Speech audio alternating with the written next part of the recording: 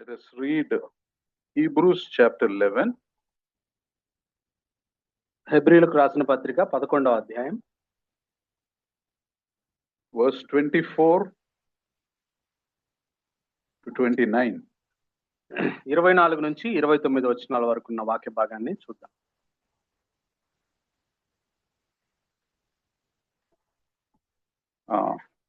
You'll read in Telugu, somebody? ఎవరైనా తెలుగులో చదువుతారా? I mean, with the mic, I think.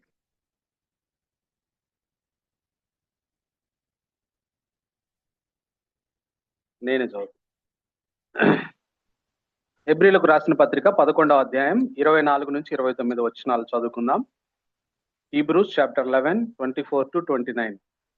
మోషే పెద్దవాడైనప్పుడు విశ్వాసమును బట్టి ఐగుప్తు ధనము కంటే క్రీస్తు విషయమైన నింద గొప్ప భాగ్యమని ఎంచుకొని అల్పకాలము పాప భోగం అనుభవించుట కంటే దేవుని ప్రజలతో శ్రమ అనుభవించుట మేలని యోచించి ఫరో కుమార్తె యొక్క కుమారుడని అనిపించుకొనుటకు ఒప్పుకొనలేదు.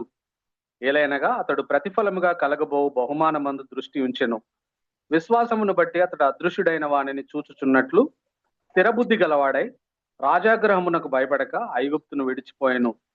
తొలిచూలు పిల్లలను నాశనము చేయవాడు ఇశ్రాయేలీలను ముట్టకుండు నిమిత్తము అతడు విశ్వాసమును బట్టి పస్కాను రక్త ప్రోక్షణ ఆచారమును ఆచరించెను. విశ్వాసమును బట్టి వారు పొడి నేల మీద నడిచినట్లు ఎర్ర సముద్రంలో పడి నడిచిపోయిరి. ఐగుప్తీయులు అలాగు చేయజూచి మునిగిపోయిరి. You see, if you look at the life of Moses was not perfect. He failed many times. మోషే జీవితాన్ని మనం చూసినట్లయితే మోషే పరిపూర్ణమైన వ్యక్తి ఏమి కాదు. ఆయన చాలా విషయాల్లో ఓటమి చెందిన వ్యక్తిగా ఉన్నాడు. When God called him first, Moses had many doubts and questions. మోషేని దేవుడు తన పని కొరకు పిలిచినప్పుడు చాలా ప్రశ్నలు అనుమానాలు వ్యక్తపరిచాడు. First he asked, who am I that I should go? నేను ఎవరిని ప్రభువా నేను వెళ్ళడానికి అని అన్నాడు. Then he asked, what should I say to them? నేనేం చెప్పాలి ప్రభువా వాళ్ళకి అని అడిగాడు. Then he asked, suppose they don't believe me, when God took care of his, I'm not giving the whole thing. మరి ఒకవేళ మరి వారు నువ్వే నన్ను పంపావండి నేను ఎలా నమ్మాలి అని నేను అడిగితే నేనేం చెప్పాలి? Suppose they don't believe me. వాళ్ళు నన్ను నమ్మకపోతే నేనేం చేయాలి? Then he said, I am slow to speech, he says.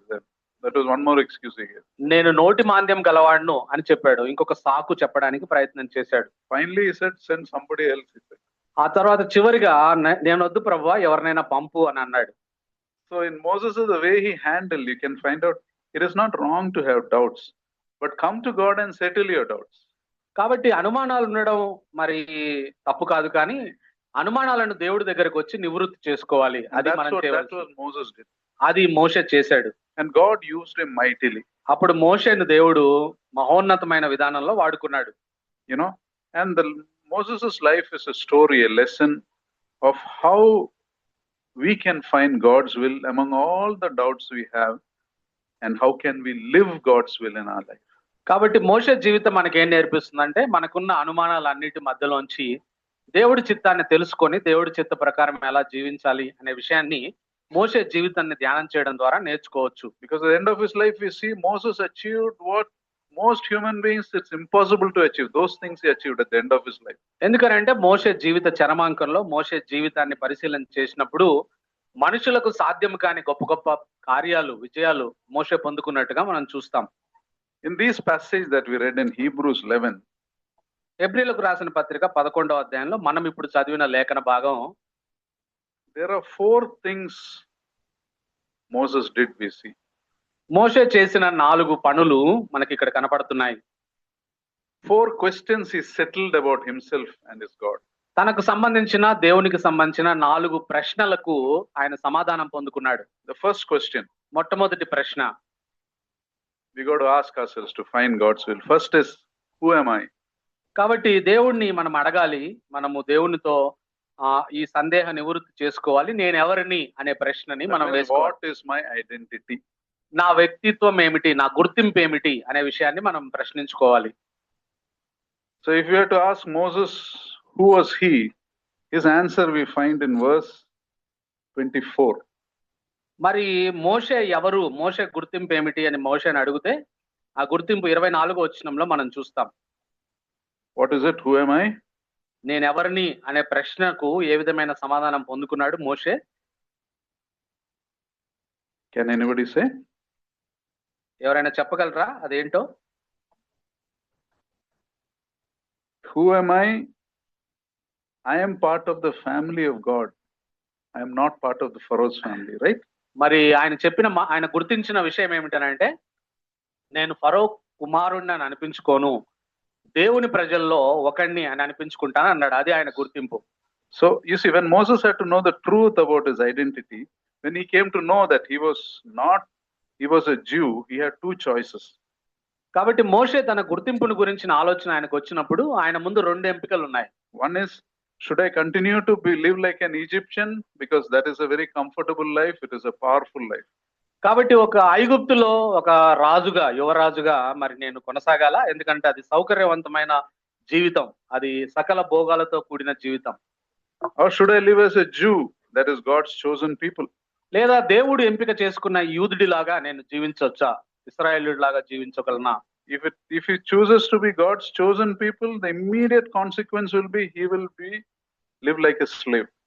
ఆయన దేవుని ప్రజలతో తను ఒకడిగా ఎంచుకున్నట్లయితే మొట్టమొదట ఆ ఎంపికకు సంబంధించిన పర్యవసానం ఏమిటనంటే ఆయన బానిసగా మారిపోవాలి, రాజు నుంచి బానిస అయిపోవాలి. He is very wealthy, very rich. It is not just about giving up the throne, it is coming to be a slave. That is the choice he had to make. కాబట్టి ఆయన ఐశ్వర్యవంతుడిగా ఉన్నాడు, అధికారం కలిగి ఉన్నాడు. ఆయన ఒకవేళ దేవుని ప్రజలతో తనని ఎంచుకోవాలని అనుకుంటే సింహాసనం దిగడం మాత్రమే కాదు, ఆయన బానిసగా మారిపోవాలి. You know, but Moses was very clear. He said, I want to identify with God. అయితే మోషే స్పష్టంగా ఎంపిక చేసుకున్నాడు. అదేమిటనంటే, నేను రాజుగా ఉండను, నేను దేవుని ప్రజలుగానే ఉంటాను, అది ఎటువంటి పరిస్థితి అయినప్పటికీ కూడా. Would we just put ourselves in that position? Would you exchange that position? మనం ఆ స్థితిలో మనం ఉంటే, మనం ఐగుప్తుకు రాజుగా ఉంటే బానిసత్వాన్ని కోరుకుంటామా మనం? That's why Moses became so close to God. He became the person whom God spoke face to face. అందువల్ల మోషే తను చేసిన గొప్ప ఎంపికను బట్టి ఆ దేవునికి ప్రియమైన వాడిగా మారిపోయాడు. దేవుడు ముఖాముఖిగా మోషేతో ఒక మనుషునితో మాట్లాడినాడని రాయబడింది బైబిల్లో. You know, who am I? నేను ఎవరిని? Am I the child of God? నేను దేవుని యొక్క బిడ్డను. That will decide, that who am I will decide where, your choices in life. కాబట్టి నేను ఎవరిని అనే ఆ ప్రశ్న మనము ఎంపిక చేసుకునే ఎంపికలను బట్టి ఆధారంగా ఆ గుర్తింపు మనం కలిగి ఉంటాం. It will decide where you will be on a Sunday morning. It will decide what kind of job you will do. It will decide everything in your life. నేను దేవుని బిడ్డను అని అనుకుంటే ఆదివారం ఉదయాన్నే నువ్వు ఎక్కడ ఉండాలో ఆ గుర్తింపు నిర్దేశిస్తుంది. నువ్వు ఏ ఉద్యోగం చేయాలో ఆ గుర్తింపు నిర్దేశిస్తుంది. నువ్వు ఏ పనులు చేయాలో ఆ గుర్తింపు నిర్దేశిస్తుంది. If you realize you're a child of God, you will not compromise anything for your time with God. Everything else will be less. కాబట్టి నువ్వు దేవుడి బిడ్డగా నువ్వు గుర్తించుకుంటే నువ్వు ఏ విషయంలో నువ్వు రాజీ పడకుండా దేవునికి ఇవ్వవలసిన సమయాన్ని, దేవునితో గడపవలసిన సమయాన్ని నువ్వు గడిపేదానిగా ఉంటావు. Even if it means taking a great loss. అది ఎంత నష్టమైనా సరే మరి నువ్వు దాన్ని భరించడానికి సిద్ధంగా ఉంటావు. I remember a businessman. He was a serious believer. ఒక వ్యాపారస్తుడి గురించి నాకు తెలుసు. ఆయన చాలా బహుశ్రద్ధగా దేవుడిని అనుసరిస్తున్న వ్యక్తి. They asked him, suppose you have to pay a bribe. There is so much of bribe in business, right? You have to pay bribe in sales tax. You have to pay bribe in so many other things. Then so many ways you have to twist corners. They asked him, you're doing business, what if you are called to do a wrong thing? కాబట్టి వ్యాపారస్తులు సాధారణంగా లంచాలు చెల్లిస్తూ ఉంటారు, sales tax కి వాటికి వేటికని. అయితే మరి ఒకవేళ నువ్వు క్రైస్తవుడిని, సీరియస్ గా క్రైస్తవుడిని అని చెప్తున్నావు కదా, నువ్వు లంచం ఇవ్వవలసి వస్తే ఏం చేస్తావు అని అడిగారు. He said, the moment I have to give a bribe, I will take it as God's will to close my business. మరి నేను లంచం ఇచ్చే పరిస్థితి వస్తే నా జీవితంలో ఆయన చెప్పిన మాట ఏమిటనంటే, నా వ్యాపారాన్ని మూసివేయాలని దేవుడు చెప్తున్నాడు, కాబట్టి నేను వెంటనే నా వ్యాపారాన్ని మూసివేస్తాను తప్ప లంచం ఇయ్యను అని చెప్పాడు. Who am I? నేను ఎవరిని? Should settle that in your mind. Who am I? కాబట్టి నేను ఎవరిని అనే గుర్తింపును నువ్వు మనసులో దాన్ని నిర్ధారించుకోవాల్సిన అవసరం ఉంది. Second question. రెండవ ప్రశ్న, what are my priorities? నా ప్రాధాన్యతలు ఏమిటి? If this is who I am, what are my priorities? What are the most important things in my life? ఇది నా గుర్తింపు అయితే నా జీవితంలో అత్యధిక ప్రాధాన్యతతో కూడిన అంశాలు ఏమిటి? See verse 25. 25వ వచనం చూడండి. 11 Hebrews 11:25. Moses regarded disgrace for the sake of Christ as of greater value than the treasures of Egypt. ఐగుప్తు ధనము కంటే క్రీస్తు విషయమైన నింద గొప్ప భాగ్యమని ఎంచుకున్నాడు. So what is his priority? ఏంటి ఆయన ప్రాధాన్యత? Many people will say yes to God without thinking, but few people can say no to the world.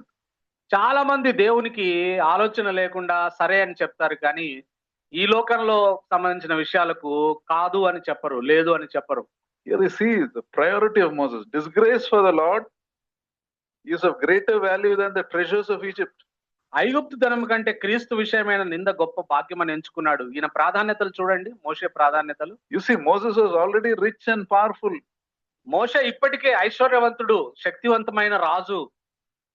And he says, disgrace for the Lord is much more valuable than the treasures of Egypt. క్రీస్తు విషయమైన నిందే గొప్పది ఈ ఐగుప్తు ధనం కంటే, అధికారం కంటే అని చెప్తూ ఉన్నాడు మోషే. Can we even think of such things? అటువంటి విషయాల గురించి కనీసం మనం చేయడం కాదు, ఆలోచించగలమా? Do we pray for such things? అటువంటి విషయాల గురించి ప్రార్థన చేస్తున్నామా? We can't think, start praying, Lord, I want, teach me to think like this. ప్రభువా, మనము నాకు ఈ విషయాల గురించి ఈ విధంగా ఆలోచించడానికి నాకు సహాయం చేయి, నేర్పమని ప్రార్థన చేయడం ప్రారంభించాలి మనం. At that time, it would have been looked like the most foolish decision Moses made. ఆ సమయంలో మోషే ఐశ్వర్యాన్ని వదిలిపెట్టుకొని క్రీస్తు విషయమైన నింద గొప్ప భాగ్యమని ఎంచుకున్న ఆ ఎంపిక అత్యంత మూర్ఖమైన ఎంపికగా పరిగణించబడి ఉండవచ్చు ఆ కాలంలో. Even believers tell us, you are doing the wrong thing. We cannot even, we get wrong advice even from godly people when we do such things. అటువంటి ఎంపికలు చేసుకోవాల్సి వచ్చినప్పుడు దైవ సంబంధమైన బిడ్డలు కూడా తప్పుడు మార్గంలో మనల్ని నడిపిస్తుంటారు, తప్పుడు సలహా ఇస్తారు. Can't think like that. ఎందుకంటే మనం అలా ఆలోచించలేము, ఇది గొప్పదని ఆలోచించలేము ఐశ్వర్యం కంటే. Moses was very clear. మోషేకు చాలా స్పష్టత ఉంది. What are my priorities? నా ప్రాధాన్యతలు ఏమిటి అనే విషయం. You see, if you go out of God's will in your choices, the problem is to maintain that you have to remain outside God's will. కాబట్టి మనము దేవుడి చిత్తము ఆధారంగా కాకుండా వెలుపల మన ఎంపికలు చేసుకుంటే మనం ఎప్పుడు కూడా దేవుని చిత్తం వెలుపలే కొట్టుమిట్టాడుతూ ఉంటాం. ఇంకా దేవుని చిత్తంలోనికి రావడానికి మనకు సమయం, అవకాశం ఉండదు. If you are out of God's will in the crucial things, you will remain out of God's will. That is the danger. And what will happen after 20 years, 30 years, you are outside God's kingdom. ప్రాముఖ్యమైన విషయాల్లో దేవుని చిత్తాన్ని మనం వెతకని వారంగా ఉన్నట్లయితే మనం ఇక ఏ విషయంలో దేవుని చిత్తం వెతకని వారంగా ఉంటాము. ఆ విధంగా దేవుని చిత్తం బయట 20 సంవత్సరాలు 30 సంవత్సరాలు ఉన్న తర్వాత నీకు అర్థమవుతుంది, నువ్వు దేవుని చిత్తం బయట మాత్రమే కాదు, నువ్వు దేవుని రాజ్యంలో కూడా లేవు అనే విషయం నీకు అర్థమవుతుంది. In other words, if you go out of God's will to keep what you want, you'll have to continue staying out of God's will. కాబట్టి దేవుని చిత్తానికి వెలుపల ఉంటూ నీకేం కావాలో దాన్ని నువ్వు ఎంపిక చేసుకుంటున్నట్లయితే నువ్వు ఎప్పటికీ దేవుని చిత్తం బయటే ఉంటావు దాన్ని కాపాడుకోవడానికి. Always remember, God's presence is far more valuable than the world's wealth. కాబట్టి గుర్తుపెట్టుకోండి, ఈ ప్రపంచ ఐశ్వర్యం కంటే దేవుని సన్నిధి చాలా చాలా ఉన్నతమైంది, ఎన్నో రెట్లు శ్రేష్టమైంది అనే విషయాన్ని గుర్తుపెట్టుకోవాలి. So what are our priorities? కాబట్టి మన ప్రాధాన్యతలు ఏమిటి? What are the most important things for us? మనకు చాలా అత్యంత ప్రాముఖ్యమైన విషయాలు ఏమిటి? The third question. మూడవ ప్రశ్న. When I know my identity, when I know my priority, then how should I live? నా ప్రాధాన్యతలు తెలిసాయి, నా గుర్తింపు ఏమిటో తెలిసింది, అయితే నేను ఎలా జీవించాలి ఇప్పుడు? How should I live? నేను ఎలా జీవించాలి? What is Moses' response? Hebrew 11:27. హెబ్రీలకు రాసిన పత్రిక 11:27లో ఆయన ఏమని నిర్ణయించుకున్నాడు తను ఎలా జీవించాలని? It was by faith that Moses left the land of Egypt. He was not afraid of the king. రాజాగ్రహమునకు భయపడక ఐగుప్తును విడిచిపోయాడు విశ్వాసమును బట్టి అనే మాట చూస్తాం. How should I live? నేను ఎలా జీవించాలి? I should live in faith and not in fear. నేను విశ్వాసమును బట్టి జీవించాలి తప్ప భయంతో జీవించకూడదు. He was not afraid of the king. ఆయన ఐగుప్తు రాజుకు లెక్క చేయని వాడిగా, భయపడని వాడిగా ఉన్నాడు. Why was he not afraid of the king? ఎందుకు ఆయన ఐగుప్తు రాజుకు భయపడలేదు? Verse 21 says, because he saw him who was invisible. ఎందుకనంటే ఆయన అదృశ్యమైన వాడిని చూశాడు అనే మాట రాయబడింది. Why are we afraid of people and circumstances? మనం ఎందుకు మనుషులకు పరిస్థితులకు భయపడతాం? Because we don't see him who is invisible. అదృశ్యమైన వాడిని చూడం మనం.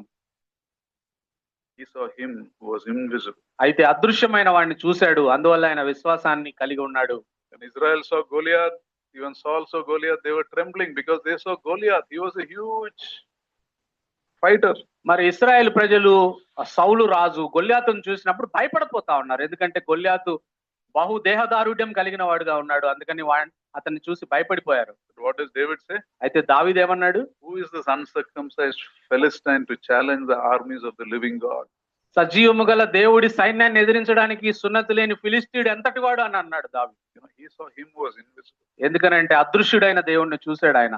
So when Israel ran, David faced Goliath and killed him. అందువల్ల ఇశ్రాయేలు పరిగెత్తి పారిపోయారు కానీ గొల్యాతు ఎదుట నిలబడలేక చిన్న బాలుడైన దావీదు ఎదిరించాడు. If you're a fearful person, you will be fearful in everything. You will infect your fears to others also. నువ్వు భయం పడే వ్యక్తివి, భయపడే దానివైతే నువ్వు నీ భయాల చేత ఇతరులను కూడా భయపించేస్తావు. Grow up, have a family. They will also, you will infect them also. నువ్వు భయపడేదానిగా ఉంటే నువ్వు పెద్ద అయిన తర్వాత కుటుంబం కలిగి ఉంటే ఆ కుటుంబాన్ని కూడా భయపెడతావు నీ భయం చేత. But if you're a person of faith, whatever circumstances, you will teach them to walk in God's ways. You will lead them the joy of the Lord. అందుకు నువ్వు భిన్నంగా విశ్వాసం కలిగిన వ్యక్తివి, విశ్వాసం గల దానివైతే నువ్వు విశ్వాసం కలిగి ఉండడం నీ పిల్లలకు, నీ భర్తకు, భార్యకు, పిల్లలకు నేర్పిస్తావు. నువ్వు అప్పుడు దేవుడి సంతోషాన్ని అనుభవిస్తావు. The fourth question. నాలుగో ప్రశ్న.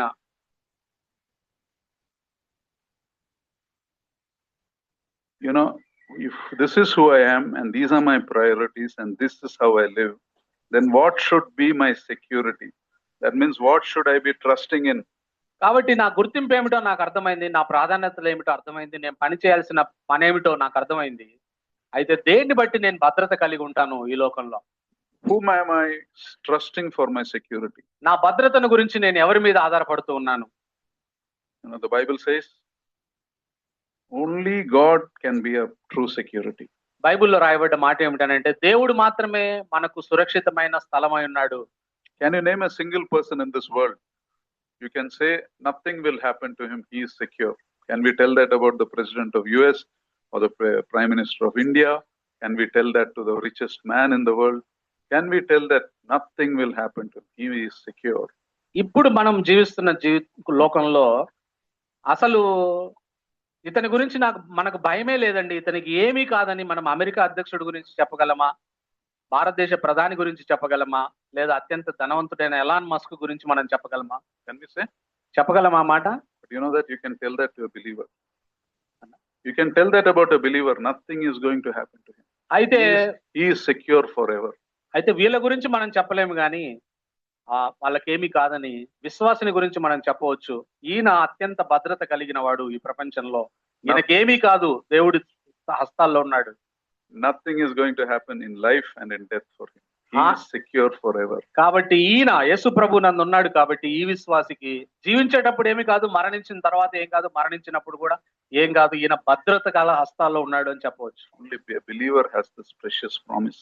ఈ విశ్వాసికి మాత్రమే ఈ ప్రశస్తమైన అద్భుతమైన బహుమతి దేవుడు ఇచ్చినాడు. Where is the security? మన భద్రత ఎక్కడుంది?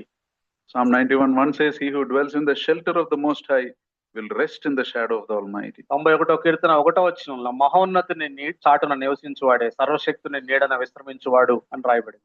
You know who Psalm 91 is written by? 91వ కీర్తన రాసింది ఎవరో తెలుసా? మోషే రాశాడు. He experienced a deliverance from death. మరణం నుంచి ఆయన విడిపించబడ్డాడు, అందుకే రాశాడు ఆ మాట. As a baby God delivered him. మరి బాలుడిగా ఉన్నప్పుడే చంపబడాలి, విడిపించబడ్డాడు. When the firstborn of Egyptians died, Israelites were protected. మరి ఆ తర్వాత మనం చూస్తే మరి ఐగుప్తులు తొలిచూళ్ళు పిల్లలందరూ హతం చేశాడు దేవుడు, అప్పుడు ఇశ్రాయేలుల తొలిచూళ్ళను కాపాడాడు దేవుడు. Then when the Red Sea was crossed, Israel went safely, Egyptians were drowned. మరి ఎర్ర సముద్రం చీల్చివేయబడ్డప్పుడు ఇశ్రాయేలులు సురక్షితంగా దాటిపోయారు, ఐగుప్తీయులు మునిగిపోయారు అందులో. What was the difference? ఏంటిది తేడా? The object of their security. ఎందుకనంటే ఎవరి మీద వీళ్ళు ఆధారపడుతున్నారు అనేది అక్కడ నిర్ణయం అయింది. That's why Psalm 27 says, some trust in horses, some trust in chariots, but we trust in the name of the Lord. అయితే అందుకే 27వ కీర్తనలో రాయబడింది. 27వ కీర్తనలో రాయబడింది. కొందరు గుర్రములను బట్టి, కొందరు రథములను బట్టి అతిశయపడతారు, కానీ నేనైతే యెహోవా యందు అతిశయిస్తానని రాయబడింది. Egyptians trusted in their horses and chariots. మరి ఐగుప్తీయులు వాళ్ళ గుర్రాలను రథాలను బట్టి అతిశయించారు. But they trusted in the Lord. అయితే వీరు మరి యెహోవాను బట్టి అతిశయించారు. We can also have horses and chariots in today's world, kada? ఈ రోజు కూడా మనకు గుర్రాలు రథాలు ఉన్నాయి, తెలుసా ఏంటో? And we trust more in them than in the Lord. కాబట్టి వాటి మీద ఆధారపడుతూ ఉంటాం మనం దేవుడి మీద కన్నా. And that brings a lot of disturbance in our life. అది మన జీవితాల్లో చాలా గందరగోళాన్ని తీసుకొని వస్తుంటుంది. A.W. Tozer says, A.W. Tozer అనే దేవుని సేవకుడు ఇలా అన్నాడు. he said, I have only one fear. నాకు ఒక్కటే భయం ఉందండి ఈ ప్రపంచంలో. And that fear is to go out of God's will. నేను దేవుని చిత్తం నుంచి బయటికి వెళ్తానేమన్న భయం నాకుంది అని That's అన్నాడు. my only fear. అదే నాకు భయము ఈ లోకంలో. And in God's will, I have nothing to fear. కాబట్టి దేవుడి చిత్తంలో ఉన్నప్పుడు నాకు ఏ భయము లేదు అని అన్నాడు. What is our security? ఏంటి మన భద్రత? So these are the 4 questions all of us need to answer. కాబట్టి ఈ 4 ప్రశ్నలు ఇక్కడ ఉన్న మనందరం కూడా వీటికి సమాధానం చెప్పాల్సిన అవసరం ఉంది. And you won't have any doubts if you really answer these questions. ఈ ప్రశ్నలకు మనం సమాధానం తెలుసుకుంటే మనకి ఏ అనుమానాలు ఉండక్కర్లేదు జీవితంలో. Who am I? నేను ఎవరిని? What are my priorities? నా ప్రాధాన్యతలు ఏమిటి? How then should I live? నేను ఎలా జీవించాలి? 4th is, what is my security? నా భద్రత ఏంటి ఈ లోకంలో? One missionary was sharing, he was in Africa. ఒక మిషనరీ గారు ఈ విధంగా చెప్పినారు తన అనుభవాన్ని. ఆయన ఆఫ్రికాలో ఉన్నాడు. He was staying in the outhouse of a very rich man. ఒక ధనవంతుడి బయట గృహంలో ఆయన జీవిస్తూ ఉన్నాడు. Outhouse is where servants and all stay. మరి అవుట్ హౌస్ అంటే ఏమిటనంటే సేవకులు పనివారు ఉండే చోట ఆ మిషనరీ ఉంటూ ఉన్నాడు ధనవంతుడి దగ్గర. This house was secure. This rich man's house was secure with grills and guards and all these things. ఆ ధనవంతుడి గృహము ఎంతో సురక్షితంగా ఉంటది. ఎందుకంటే దానికి గ్రిల్స్ ఉంటాయి, ఇనుప కడ్డీలు ఉంటాయి, సెక్యూరిటీ భద్రతా సిబ్బంది ఉంటారు దానికి. And this outhouse is nothing. It has some one weak wooden door, that's all. మరి ఈ బయట ఉండే ఆ గృహానికి బయట ఉండే ఈ పనివారి గృహంలో ఏ భద్రత ఉండదు. బలహీనమైన తలుపులు కలిగి ఉంటది, బలహీనమైన ఇల్లు అది. One day robbers attacked that house. మరి the rich man's house. ఒకసారి ధనవంతుడి ఇంటి మీద దొంగలు మరి దాడి చేశారు. And the rich man's wife came and hid in their house, these people's house. మరి ఆ ధనవంతుడి భార్య వచ్చి మరి పనివారు ఉండే గృహంలో దాచుకుందామా? Because she realized there was a protection in that house more than the protection in her house. ఎందుకంటే తన ఇంటిలో కాకుండా ఈ పనివారు ఉన్న ఇంటిలో మరి భద్రత ఉంది అనే విషయాన్ని He was a missionary, he stayed in that house. అదే ఆ పనివారు ఉండే గృహంలో ఉండే మిషనరీ ఉన్న ఆ ఇంటిలో భద్రత ఉంది అనే విషయాన్ని ఆమె గుర్తించింది. Where is the security? అక్కడ ఎక్కడుంది మన భద్రత? So this is what I wanted to share. ఈ మాటలు నేను మీతో చెప్పాలని అనుకున్నాను. Moses was afraid. He was full of failures. He was full of doubts. He was full of questions. But he reached a point in his time where he realized who God was and how he could use that to change his own life. కాబట్టి మోషేకు కూడా మనలాగా భయాలు ఉన్నాయి, ఆందోళనలు ఉన్నాయి, సందేహాలు ఉన్నాయి. మరి అయితే దేవుణ్ణి కలుసుకున్న తర్వాత ఆయన ఏమిటో అనే విషయాన్ని ఆయన గుర్తింపును పొందుకున్నాడు. He submitted his life to God. He submitted his ordinary life to an extraordinary God. మరి తన సామాన్యమైన జీవితాన్ని అసాధారణమైన దేవుడి చేతిలో పెట్టాడు మోషే. Moses, the prince of Egypt, became Moses' deliverer in the hands of God. ఐగుప్తు రాజైన మోషే మరి ఒక విమోచకుడిగా మారిపోయాడు, దేవుని ప్రజల విమోచకుడిగా మారిపోయాడు. And he used to meet with God face to face. మరి ఆయన దేవుణ్ణి ముఖాముఖిగా కలుసుకోగలిగాడు. And Moses is called one of the humblest people on earth. అంత మాత్రమే కాదు, మోషే భూమి అంతటిలో సాత్వికుడు అని రాయబడింది. So that's one effect. More closer you come to God, the more humble you will become. కాబట్టి నువ్వు ఎంత దేవునికి దగ్గర జరిగితే అంతగా నువ్వు సాత్వికురాలిగా మారిపోతావు. Closest people to God you can make out by the humility. కాబట్టి closest people are closest to God you can make out by the humility. మరి దేవునికి వీళ్ళు దగ్గరగా ఉన్నారని మనం ఎవరిని మనం ఎలా గుర్తించగలం అంటే వారికి ఉన్న వినయం ఆధారంగా వారిని మనం గుర్తించగలం. Just see, Moses, whatever John the Baptist, he said, he must increase, I must decrease. He was called the greatest man, those born of woman. కాబట్టి బాప్తిస్మిచ్చే యోహాను గురించి యేసు ప్రభు చెప్పిన సాక్ష్యం చూడండి. మరి స్త్రీలు కన్న వారిలో బాప్తిస్మిచ్చే యోహాను కంటే గొప్పవాడు పుట్టలేదు అని చెప్పినాడు యేసు ప్రభు. కానీ ఆయన చెప్పిన మాట, బాప్తిస్మిచ్చే యోహాను చెప్పిన మాట ఏమిటంటే ఆయన హెచ్చవలసి ఉన్నది, నేను తగ్గవలసి ఉన్నది అని అన్నాడు. What about David? దావీదు సంగతి ఏంటి? He was called the man after God's own heart. దేవుని హృదయానుసారుడు అని పిలువబడ్డాడు దావీదు. Was he humble? ఆయన వినయం కలిగిన వాడా దావీదు? He had an opportunity to kill Saul, and then he doesn't kill him and tells Saul, why is the king of Israel chasing a dead dog? మరి సౌలును చంపడానికి దావీదుకు అవకాశం వచ్చినప్పుడు చంపకుండా సౌలుతో దావీదు అన్న మాట ఏమిటంటే, రాజా నువ్వెందుకు చచ్చిన కుక్క లాంటి నన్ను చంపడానికి వెతుకుతున్నావు అని అన్నాడు. Closest to God are humblest people. మరి ఎవరైతే దేవునికి దగ్గరగా జీవిస్తారో వాళ్ళు చాలా వినయంగా జీవిస్తారు. So let us remember these lessons. ఈ పాఠాలు మనం నేర్చుకుని గుర్తుంచుకుందాం మన జీవితంలో. Be clear about who you are. కాబట్టి ఎవరు నువ్వు, నీ గుర్తింపు ఏమిటి అనే విషయం గురించి శ్రద్ధ కలిగి ఉండాలి. మనం Let us pray. ప్రార్థన చేసుకుందాం. ప్రభువా, ప్రేమగల తండ్రి, నీకు వందనాలు, స్తుతులు, స్తోత్రాలు. ఈ ఉదయకాల సమయంలో మోషే జీవితాన్ని మా ముందుంచి మా యవనస్తులను మమ్మల్ని సవాలు చేశారు. మీకు వందనాలు. అవును నాయన, మా గుర్తింపు ఏమిటి, మేము ఎవరము, మా ప్రాధాన్యతలు ఏమిటి, మేము ఏం చేయాలి ఈ లోకంలో, మా భద్రత ఎక్కడుంది అనే విషయాల్ని ఈ 4 ప్రశ్నలకు మోషే ఒక అద్భుతమైన సమాధానాన్ని పొందుకున్నాడు. అందువల్ల అద్భుతమైన జీవితాన్ని జీవించాడు. మేము కూడా, ఇక్కడున్న యవనస్తులు కూడా ప్రభువా, ఈ 4 ప్రశ్నలకు మేము సమాధానం చెప్పుకొని ఆ సమాధానాన్ని కలిగి ఉండి ప్రభా, మేము కూడా మోషే వంటి అద్భుతమైన జీవితాన్ని, ప్రయోజనకరమైన జీవితాన్ని, నీతో ముఖాముఖిగా మరి కలుసుకునే అనుభవాన్ని, సాత్వికమైన జీవితాన్ని మేము కలిగి ఉండడానికి ఇక్కడున్న మా యూత్కి అందరికీ మీరు సహాయం చేయండి. విన్న వాక్యాన్ని అపవాది ఎత్తుకొని పోకుండా మీరు కృప చూపించండి. మా గుర్తింపు ఏమిటో మేము గుర్తించుకొని మేము ఆ గుర్తింపును కలిగి మేము ఈ లోకంలో జీవించడానికి సహాయం చేయమని అడుగుతూ, సమస్త ఘనత, మహిమ, ప్రభావాలు మీకు ఆరోపిస్తూ విన్న వాక్యాన్ని మా హృదయాల్లో భద్రం చేయమని మా ప్రభువును మీ ప్రియకుమారుడైన యేసుక్రీస్తు పుణ్యనామంలో మిక్కిలి వినయంగా బతిమాలి ప్రార్థిస్తున్నాను తండ్రి. ఆమేన్.